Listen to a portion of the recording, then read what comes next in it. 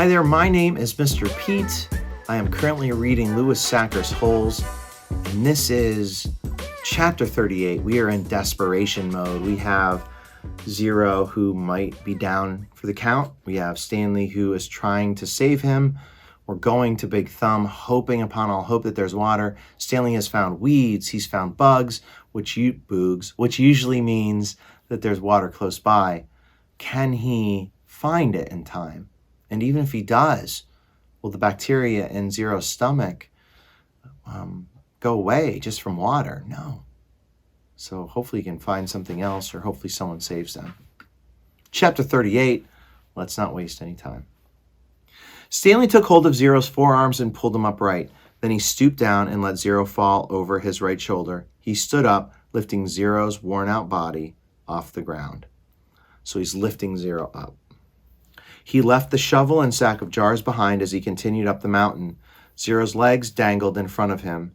Stanley couldn't see his feet, which made it difficult to walk through the tangled patches of weeds and vines. He concentrated on one step at a time, carefully raising and setting down each foot. He thought only about each step and not the impossible task that lay before him. Higher and higher he climbed. His strength came from somewhere deep inside himself, and also seemed to come from the outside as well. After focusing on Big Thumb for so long, it was as if the rock had absorbed his energy and now acted like a kind of giant magnet pulling him toward it. A simile. After a while, he became aware of a foul odor. At first he thought it came from Zero, but it seemed to be in the air, hanging heavy all around him. He also noticed that the ground wasn't as steep anymore. As the ground flattened, a huge stone precipice, highlight, vocabulary word, a precipice is like the edge of a wall, rose up ahead of him, just barely visible in the moonlight.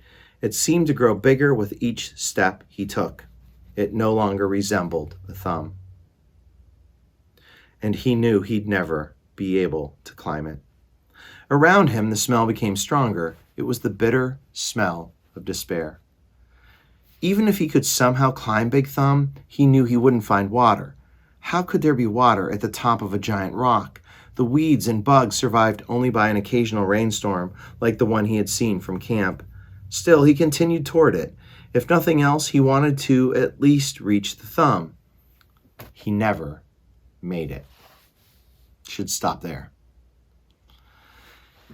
His feet slipped out from under him. Zero's head knocked against the back of his shoulder as he fell and tumbled into a small, muddy gully. As he lay face down in the muddy ditch, he didn't know if he'd ever get up again. He didn't know if he'd even try. Had he come all this way just to... You need water to make mud. He crawled along the gully in the direction that seemed the muddiest. The ground became gloppier. The mud splashed up as he slapped the ground. Using both hands, he dug a hole in the soggy soil. It was too dark to see, but he thought he could feel a tiny pool of water at the bottom of his hole. He stuck his head in the hole and licked the dirt.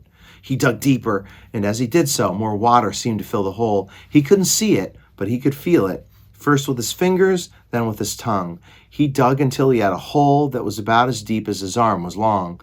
There was enough water for him to scoop out with his hands and drop on Zero's face. Zero's eyes remained closed, but his tongue poked out between his lips, searching out the droplets. Stanley dragged Zero closer to the hole. He dug, then scooped some more water and let it pour out of his hands into Zero's mouth. As he continued to widen his hole, his hand came across a smooth, round object. It was too smooth and too round to be a rock. He wiped the dirt off of it and realized it was an onion. He bit into it without peeling it. The hot, bitter juice burst into his mouth. He could feel it all the way up to his eyes, and when he swallowed, he felt its warmth move down his throat and into his stomach. He only ate half. He gave the other half to Zero. Here, eat this. What is it? Zero whispered. A hot fudge sundae? Remember, that's what Zero requested. And way back when, a hot fudge sundae. It's not a hot fudge sundae, ironically enough. It is an onion. All right. We were going to stop there. So they've made it up. They found water. and an onion. They went across the lake and found an onion. Who else used to go across the lake and find onions? All right. Leave your comments below. Hit the like, hit subscribe, and leave a comment because we are dying to have an awesome book talk with you. And I will see you on the next page. Peace.